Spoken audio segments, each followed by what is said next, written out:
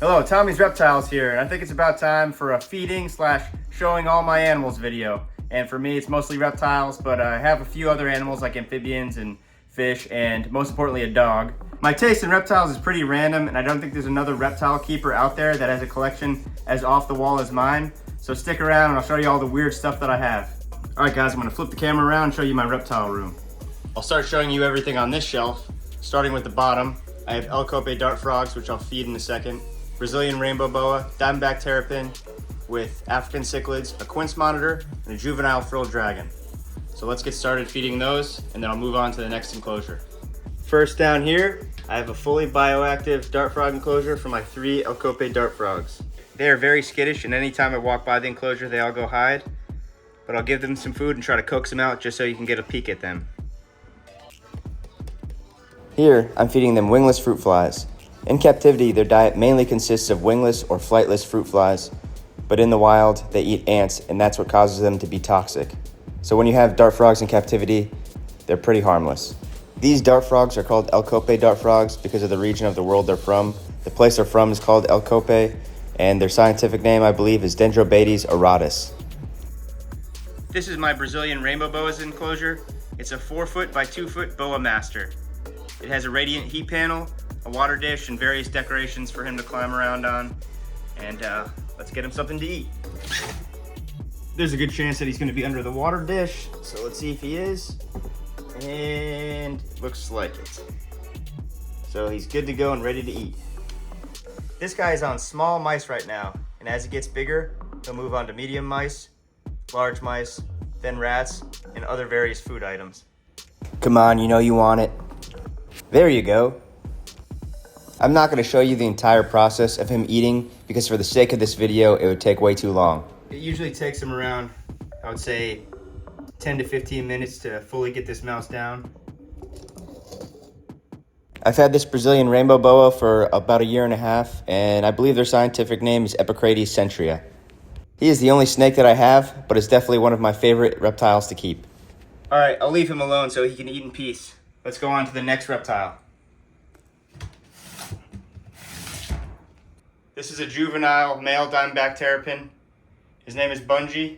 And I keep him in this 60-gallon fish tank that has a basking log and plenty of room for him to swim around in. Let's see if I can get him to eat. I'm also going to be feeding him aquatic turtle food, but he also eats shrimp, fish, and other crustaceans.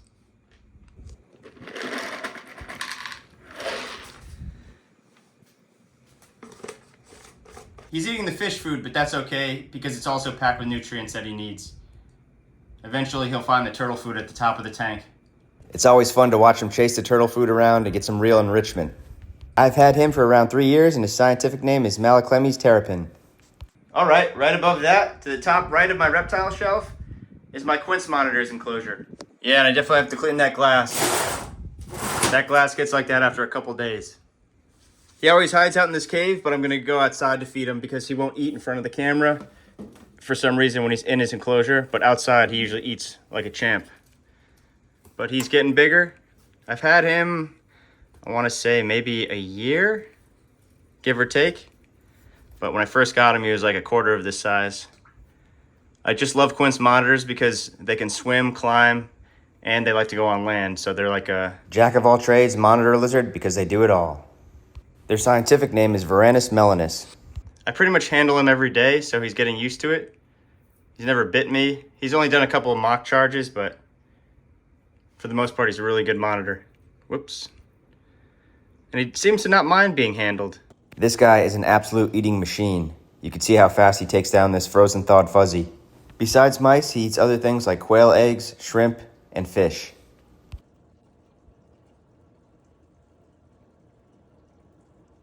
All right, it's time to put him back inside of his enclosure. And as you can see, his tail is meant for swimming. It's nice and flat, so it propels him through the water. I unplugged the filter for this video because it's too loud, but I'll show you exactly how loud it gets. But he's a great swimmer. I'm gonna have to upgrade him to a bigger tank since he's getting so long. But yeah, he drags dirt in here and then just mucks it all up. But here's the filter, guys. Oh, it's not that loud. All right, next to the left of that is my female juvenile frilled dragon. Let's give her something to eat. She always hangs out back there. She made herself a little cave, but later on in the evening, because I keep my lights on at night, she'll climb up and get some UVB and some heat. But this is where she is normally when she's just waking up or sleeping. To feed my frilled dragons, I usually just take a couple super worms, sometimes one at a time, and I put them on the lid of the super worm container because it makes it easier for them to see. This girl has a pretty good appetite. I'll try to get her to come out so you guys can get a better look at what she looks like. But she's really cool, and she's a full Australian frilled dragon. All right, let's give her a couple more.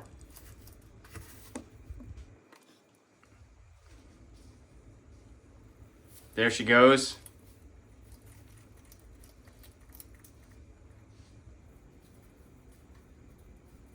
There she goes. Now I'll show you guys what she looks like. She doesn't really like being handled, so I'll just do it real quick for like 10 seconds, just so you guys can see. Here she is. Looks like she's about to shed, but you can see that she has a real stunning orange color under her frill right here. And when she's an adult, she's gonna be a stunner. All right, I'll put you back in your enclosure. All right, guys, so next on the list is my baby frilled dragon, which is in this temporary little fish tank I have. She is gonna go up there, and then she is gonna go in one of these when she's a full-grown adult. So I usually give this little one small crickets, but I don't have any, so I'll just give her one smaller size worm.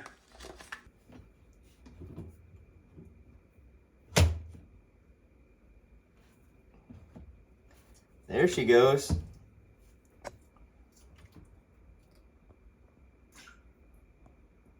Right above that, I have two of my Dendrobates tinctorius dart frogs. One is called an Azurius, and one is called the green Sipilowini. They usually come out after I give them a spray down, because they know it's time to eat. I'll give them a few wingless fruit flies, see if I can get them to come out. Little amphibian eating machines. This is the Azurius, obviously, which means blue, and this is the green Sipilowini. And this yellowish pattern on his back will eventually turn to like a bright green color. This enclosure is fully bioactive, and it also has a misting system and a fogger. This is probably one of my favorite enclosures that I've ever had and ever set up.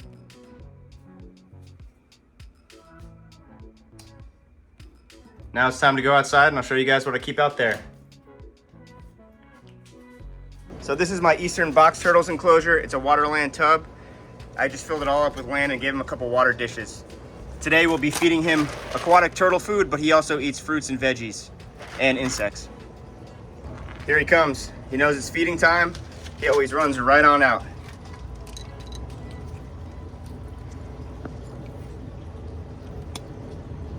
This is actually the first reptile that I ever incubated and hatched out myself. Both of his parents were rescued eastern box turtles that I got in Virginia Beach when I lived up there. And I didn't even plan on having baby turtles, but they made it, and they laid eggs every year, and then I got more rescues, and then by the end of my time there, I hatched out over 100 baby turtles. But as you can see, Teacup here is a very good eater. Their scientific name is Terrapin carolina. All right, buddy, come on. Only 2 more left. Let's see you devour them. There you go. I think eastern box turtles are one of the most underrated turtle species on the planet. When they're full grown and their colors fully show, they're absolutely gorgeous. They have bright orange, bright yellows, reds, blacks, and they stay relatively small, so I would consider getting one of these before I ever got a giant tortoise. All right, Teacup, see you later. Time to move on to the next turtles. These are my 2 temporary turtle ponds, which are just 2 75-gallon horse troughs. This is temporary because these turtles have already outgrown them, but for now, this is what they're in. First, I'll show you the diamondback terrapin. I've had her for around, I want to say, 4 years now.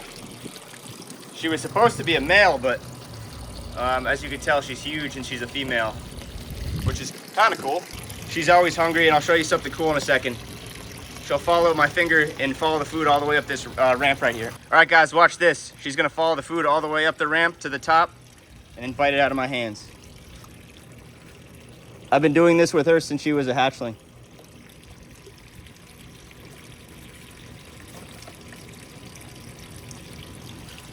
There you go.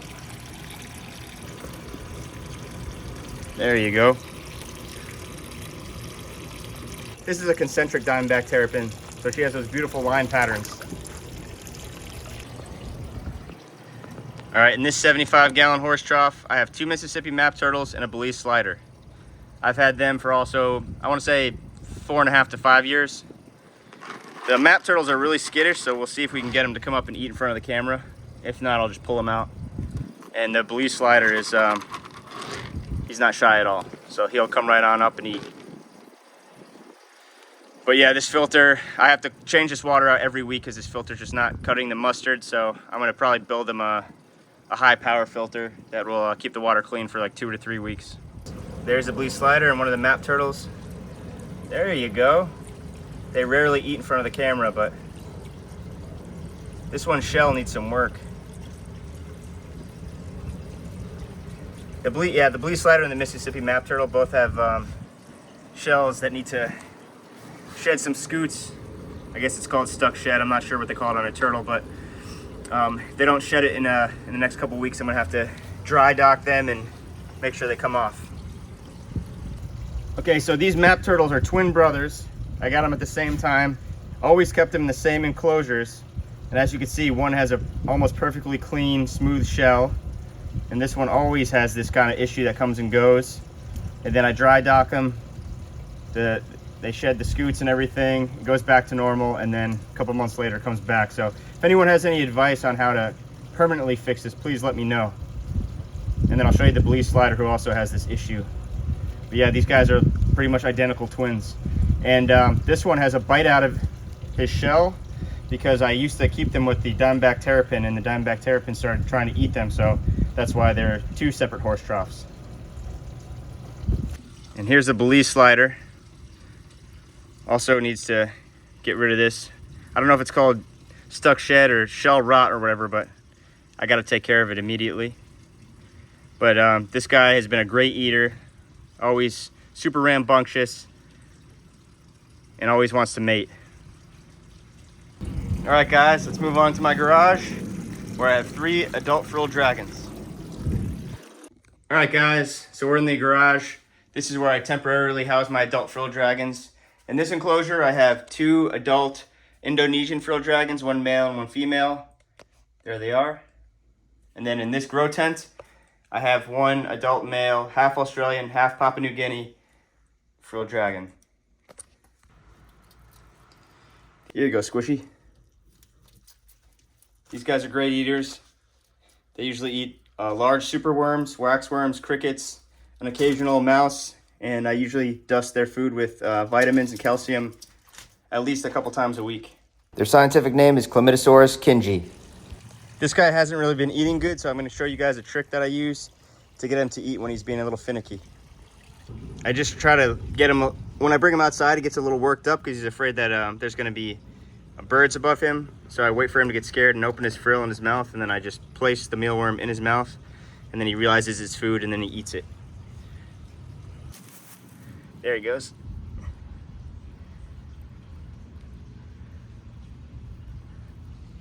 It's that simple. All right, guys, let's put him back inside.